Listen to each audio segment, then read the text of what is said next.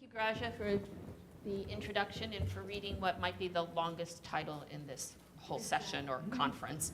Sorry about that. My interests are primarily in the trade-offs that women face. Can I forward this? Oh, okay, I gotta go back and forth, sorry. All right. My interests are primarily in the competing trade-offs, the life history trade-offs that women face throughout the course of their lives, particularly between reproduction and all the other demands that they have to attend to. And I find this particularly interesting because their reproductive output varies so tremendously across populations and across individuals, even in the absence of contraception. So here we have 70 natural fertility populations, in other words, no use of modern contraception or parity-specific efforts to control their fertility. And we have, if I can make this thing work, yay, almost a threefold variation in the total fertility rate. In other words, the number of live births in a lifetime across these populations. And this, of course, prompts lots of interesting questions about what our evolutionary past was about. We can't say there was one fertility rate in our evolutionary past, for example. And it also prompts questions about what causes the variation that does exist. I'm only going to focus on one thing today, and that's whether or not hormonal variation between populations might be contributing to these differences in total fertility rate. And I'm going to focus on one hormone, specifically progesterone, and this is a highly schematic version of the ovarian cycle. And just to remind you, before ovulation, progesterone is low and flat. It has a typical rise at ovulation to a mid-luteal phase peak, and if there was a pregnancy, this would keep rising and rising and rising, but if there's not, then it falls. We characterize progesterone production in a cycle like this typically by calculating the area under the curve, for example, in the mid-luteal phase. So that's the index that you'll be seeing a couple of times here. There have been many studies on population differences in ovarian steroids starting back in the 1970s. At that point, there was a particular interest in explaining differences in breast cancer rates between Asians and whites who had the higher incidences of breast cancer and thought it might be related to ovarian steroids. And I list some of those studies here. However, these studies were limited in how well they could characterize progesterone and estradiol during the cycle because typically they used only one or very few blood samples to characterize the entire cycle. And that's not surprising because very few people are willing to give you blood every single day of an ovarian cycle. So with the technological advancements of being able to measure biomarkers in urine and saliva, we had tremendous advances in what we could do. And an early and important use of that technology was by Peter Ellison and his collaborators, some of whom are at this conference this week. And specifically, they measured salivary progesterone in a number of anthropological or non-industrialized populations, and this is a summary slide of that work. And here you see that index of area under the curve in these populations. And so as you can see, considerable variation, intriguing variation. Might that variation map on to some of the fertility variation that I showed you earlier? So for example, might the Nepalese have a lower probability of conceiving and less total lifetime fertility as a result of their lower average progesterone than, say, the Polish or the Boston women? Well, to address this question requires a longitudinal study. For various reasons, you can't do a cross-sectional study. It has to be longitudinal because of certain kinds of selection biases that I will save for another day if you're really that interested. But to address this question, I went to the Bolivian rural countryside to a natural fertility population. These are Aymara speakers. They're agropastoralists. In other words, they rely on agriculture and herding. Their lives are very arduous. There's absolutely no contraceptive use in this population at the time I was there. And this was an ideal circumstance. They're also very energetically stressed. So an ideal situation for testing this hypothesis. In 1996, we began recruitment of women for this study, and we recruited women at whatever stage of reproductive status they might be, and then followed them through. And our goal was to detect a conception, measuring progesterone in that cycle, and follow it to a final outcome.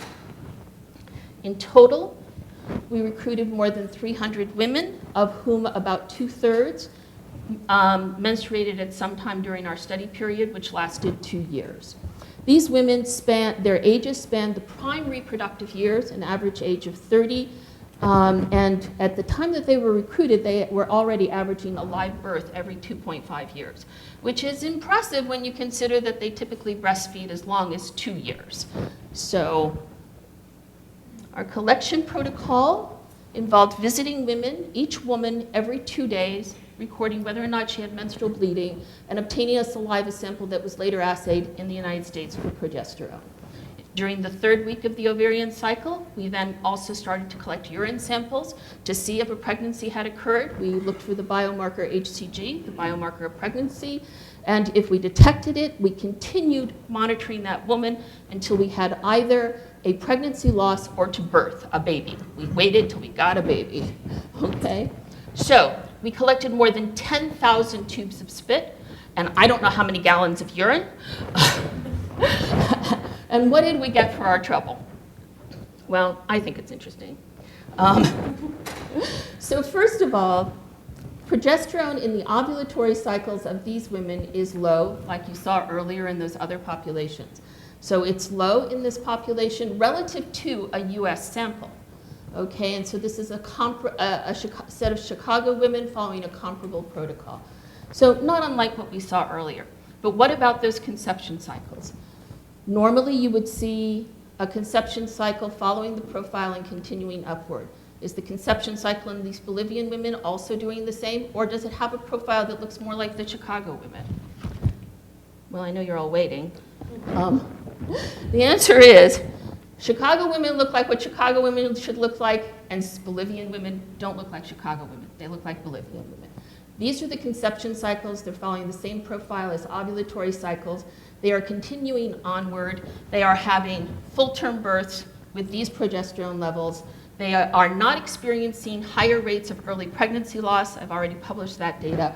And they are successful in their reproduction at these levels of progesterone. What does this mean? Well, it means that this is natural and normal levels of progesterone for this population. They're not impaired in their fecundity. They're not deficient. This is not some desirable standard in the US or industrialized populations. This is perfectly fine for this population. I want to draw your attention now from these cross-populational comparisons to a within-population comparison.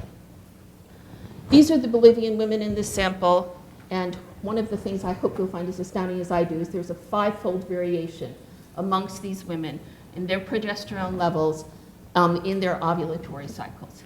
And that's not unusual. I've done more studies since this Bolivian study in German women and in Mongolian herders. There are the Bolivians again. Here's a US sample. And here you see German women, as much variation. Mongolian women, as much variation. This then prompts the hypothesis that perhaps this variation within a population is related to reproductive success. It's a perfectly reasonable expectation. So to answer that question, I had to wait. I had to wait till my Bolivian ladies aged and completed their fertility.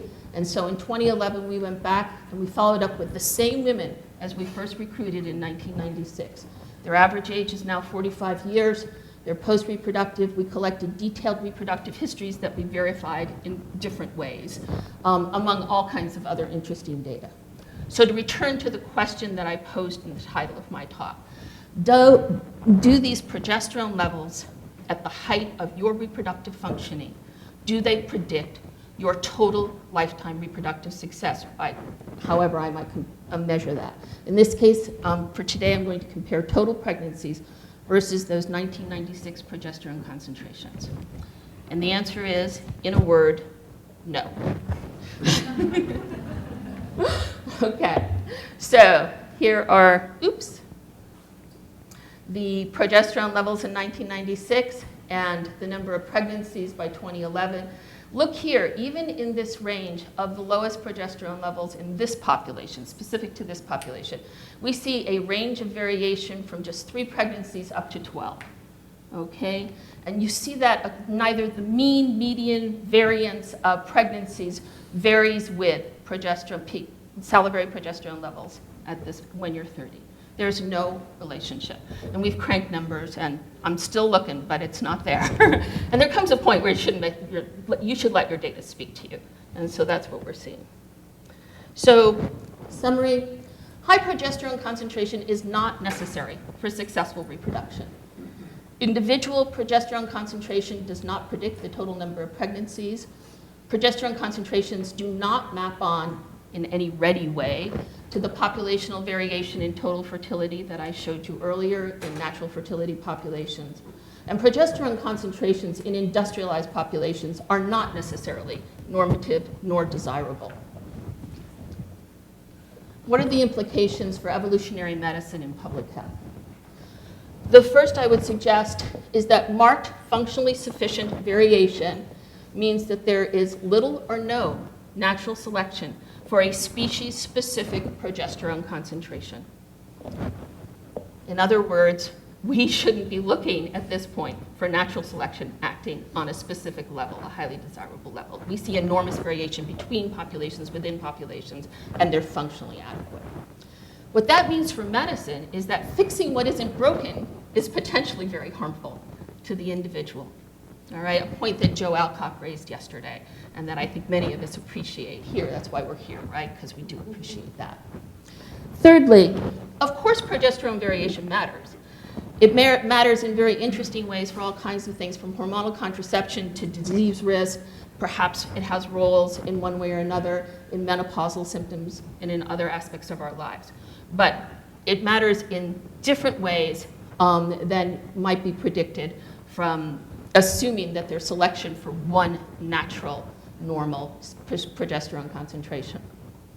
My hope is that the work here can help to prompt a new view of what's normal in hormone concentrations, not just for progesterone or just for ovarian functioning, but for all the hormones that we look at, a point that's been raised by others. In other words, that there are norms of reaction that aren't, and this is a wonderful old term in evolutionary biology, and so norms of reaction aren't just specific to the population, but they're the specific potentially to the person and how they grew up. So again, the disease origins of health, the developmental origins of health and disease, and that person's reaction norm, or the conditions in which they spend their time, or the specifics of the diet and what they experience, or their own specific genotypes. But we have a lot of interesting questions that we should be addressing about what causes all this variation. And I think we should put our attention there. And there seems to be a growing awareness of this perspective in medicine. Not very long ago at all, the Practice Committee of the American Society for Reproductive Medicine put out a committee opinion, quote, "There is no standard characterization of progesterone secretion during the luteal phase in normal fertile women. No minimum serum progesterone concentration defines fertile luteal function." You can imagine how this made my heart flutter. So, in sum, I'd like to thank the women who helped me collect those 10,000 tubes of spit. They were marvelous and amazing. And I'd especially like to thank Dr. Hilde Spielvogel and Esperanza Cáceres of the Institute for High Altitude Biology in La Paz. They are the angels on my left and right shoulder through 25 years of collaboration. Thank you.